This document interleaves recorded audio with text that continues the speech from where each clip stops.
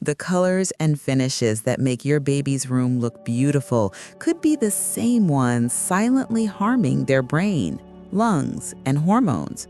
Every wall, every piece of furniture, even the smell of new paint might be releasing invisible toxins into the air your baby breathes 20,000 times a day. What appears pure and safe could, in reality, be overstimulating their nervous system and weakening their immunity. In this video, I'm going to show you how to identify what's really safe for your baby's space. You'll learn how to recognize materials that support development and how to avoid those that quietly sabotage health. Because the nursery isn't just a room, it's the environment that teaches your baby what safety feels like.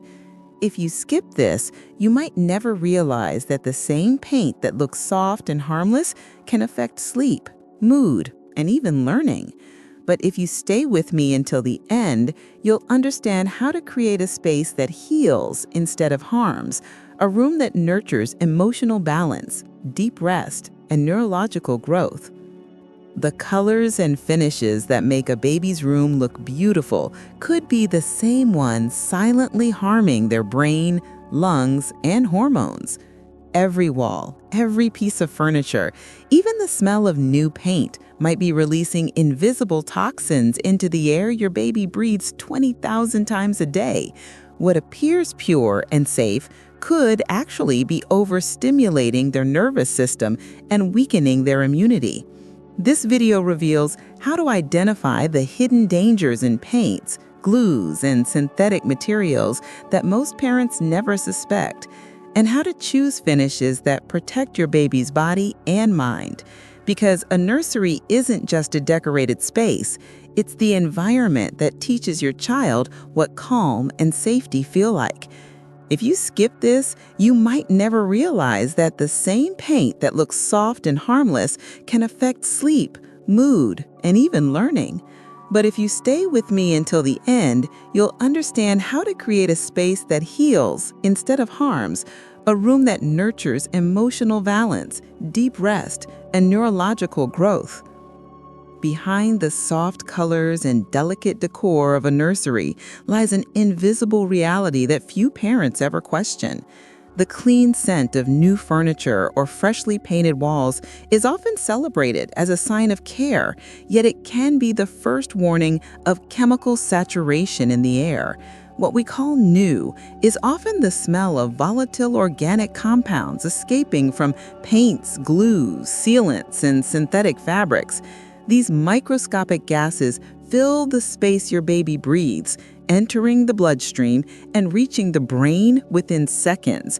According to the World Health Organization, indoor air can be 5 to 10 times more toxic than outdoor air. Harvard studies show that infants absorb up to 3 times more pollutants than adults due to their higher breathing rate and immature detox systems. That means every surface in a nursery, from a vinyl floor to an MDF crib, can quietly release toxins like formaldehyde for months.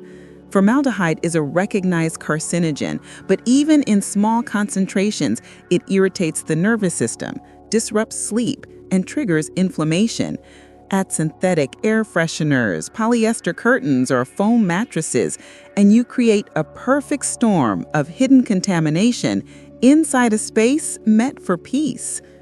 Parents often focus on the visible, colors, patterns, and style, but the invisible is what truly defines the emotional and neurological landscape of a room.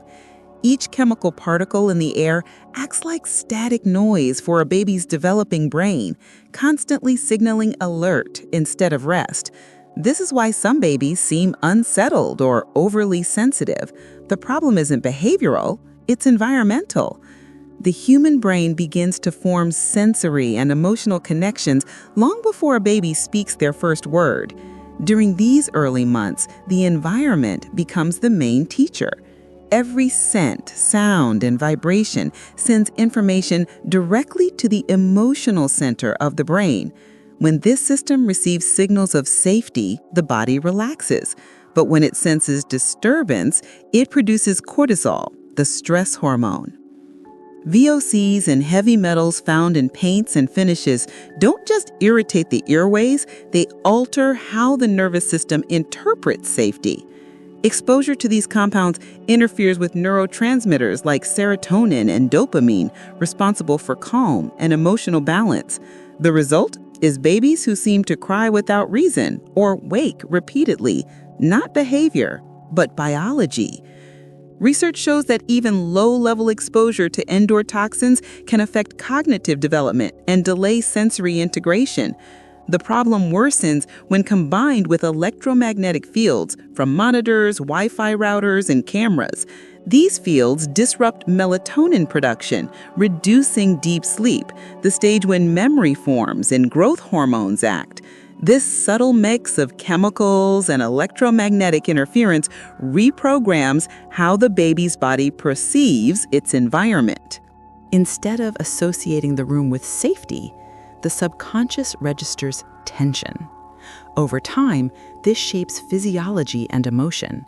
Shallow breathing, irregular heartbeat, and restlessness become learned responses to an unsafe space. Creating a healthy nursery doesn't require perfection, it requires awareness. The safest environments are built through small, informed decisions that add up to profound change. Open windows every day to release trapped gases and moisture. Add plants like peace lily, bamboo palm, and snake plant, proven to filter formaldehyde and benzene. Choose paints labeled low or zero VOC, preferably water-based and certified. Mineral or lime-based paints reduce toxins and regulate humidity. Avoid glossy or oil-based coatings. Remember that color carries energy. Soft neutrals calm the nervous system, while synthetic tones overstimulate it. Furniture matters too. Solid wood with natural finishes is ideal. If you choose MDF, ensure it's labeled E0 or Carb Phase 2 compliant. Avoid plastic furniture and vinyl floors, which emit phthalates known to disrupt hormones. Choose natural fibers like cotton, linen, or bamboo instead of synthetics. Even small swaps, like organic mattress covers or linen curtains, improve air purity and sleep quality. Lighting is nourishment. Use warm white bulbs around 2700 K to mimic sunset tones. Avoid blue or fluorescent light that suppresses melatonin.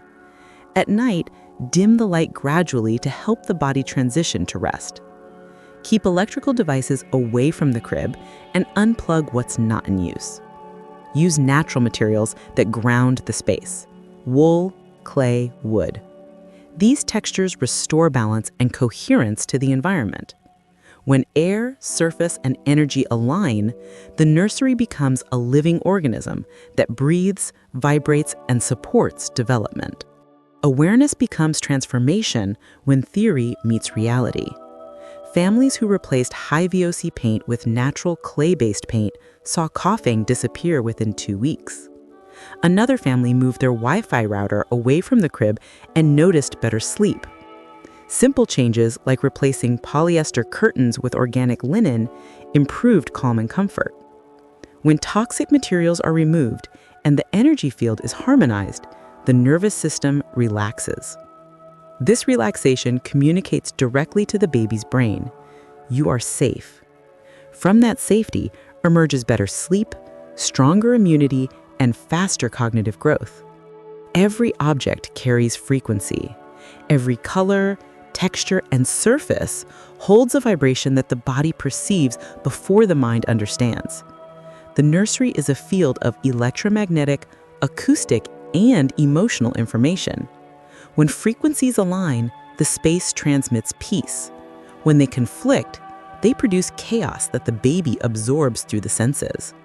The environment doesn't just contain life, it participates in it. The baby's brain records sensations as the foundation for all emotions.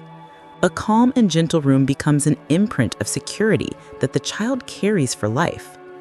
The heart and brain synchronize their rhythm according to what they perceive in space. If the room feels safe, breathing deepens and neural pathways for trust begin to form. Your thoughts and emotions shape the invisible structure of the air you inhabit. A parent entering with gratitude charges the space with coherence. Over time, this becomes a living atmosphere influencing physiology. Studies confirm that the emotional environment of caregivers affects the child's immune and hormonal balance. Design becomes a spiritual practice. Choosing finishes is no longer about matching tones, but about transmitting intention.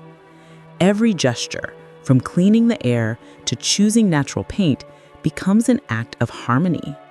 When energy, science, and love coexist, the nursery becomes a womb outside the womb. Building a safe environment for a baby is not about perfection, it's about awareness. Conscious motherhood begins when you realize that every decision carries vibration and consequence. The fabrics you choose, the lighting you install, the materials you allow into your home, all become part of your baby's first sensory memory. Awareness replaces fear with purpose. You already have the most precise compass, intuition. The discomfort you feel in a bright or synthetic room is not imagination, it's your nervous system detecting disharmony. Trust that signal. It's the same intelligence guiding you to protect your child. Conscious motherhood is not about control, but about creating flow. The environment and the mother are one continuous field. When the mother regulates her own nervous system, the baby synchronizes.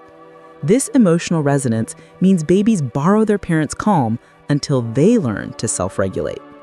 When you walk into the room centered and calm, your body emits coherence. The air changes. The baby feels it. That stillness is healing. You don't need to be perfect, just present. Awareness turns ordinary actions into rituals of protection. Today, you discovered that beauty without awareness can harm, but awareness turns beauty into healing. The finishes and materials surrounding your baby are not neutral. They either nurture or strain the nervous system. By choosing non-toxic paints, natural fibers, and soft lighting, you are programming safety into the walls themselves. This is the essence of neuroarchitecture applied to motherhood, understanding that space educates, energy imprints, and intention builds memory. The nursery becomes a conversation between body, mind, and soul. When you bring coherence to the physical, the invisible follows. And when your baby grows within that field, they learn what calm feels like before they even know the word for it. Write in the comments, "I choose a home that heals." This simple sentence is a declaration, a reminder that awareness begins in one room and expands to the whole family, to every generation that follows. Share this message with another mother preparing a baby's room. She might not know that the beauty she's building could be silently harming her child, or that she can change it with simple, conscious choices. If this video brought you clarity, explore the link in the description to learn more about how color, light, and texture influence the developing brain through my complete guide on neuroarchitecture for babies. Because when you align mind, matter, and intention, you don't just build a nursery, you create the first sanctuary your baby will ever know.